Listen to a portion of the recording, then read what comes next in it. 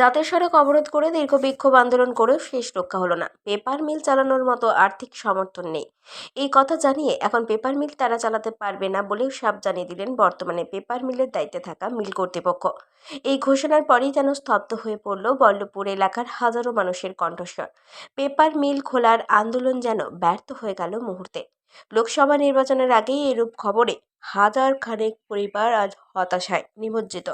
রাজ্য সরকারের শ্রম দপ্তরের এক বৈঠকে এই হতাশাকে অনেকটাই বাড়িয়ে তুলল।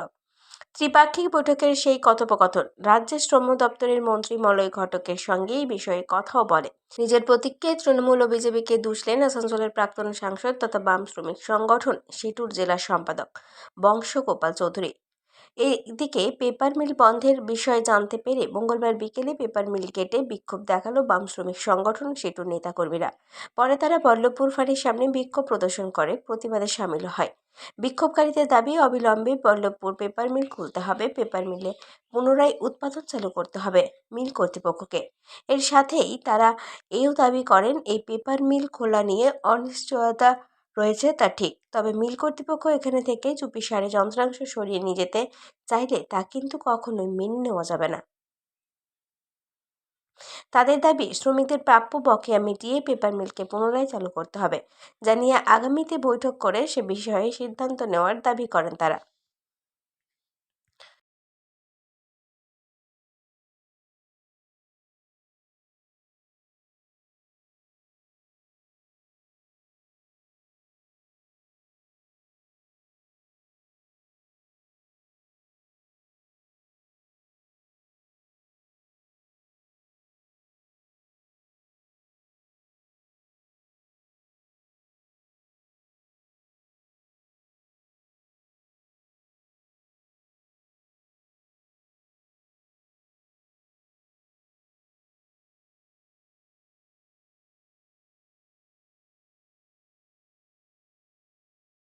যে আমরা দুদিন আগে আমাদের নেতৃত্ব বংশগোপাল চৌধুরী নেতৃত্বে আমরা রুনুদা, সুপ্রিয়দা সবার নেতৃত্বে আমরা ন্যাশনাল হাইওয়ে অবরোধ করেছিলাম।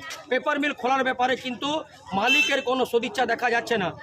এখন ওই আন্দোলনের চাপে 19 তারিখ আজকে সরকার এবং আমাদের নেতৃত্ব উমাপদ গোপ এবং রুনুদত্ত আজকে লেবার ডিপার্টমেন্টে নিউ স্টেটের বিল্ডিংয়ে মিটিং ছিল, সেখানে ডেকেছিলেন। মালিকের প্রতিনিধিরা এসেছিলেন, মন্ত্রী মলয় ঘটক, মাননীয় মলয় ঘটক ছিলেন এবং আমাদের নেতৃত্ব ছিলেন।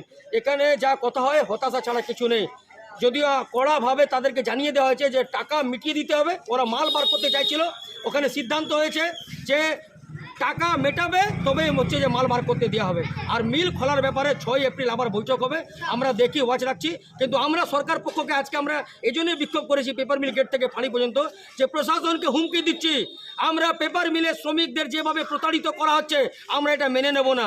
পেপার মিল, তার সঙ্গে রবীন সেনের নাম জড়িয়ে আছে, প্রাক্তন মুখ্যমন্ত্রী জ্যোতিবাবুর নাম জড়িয়ে আছে।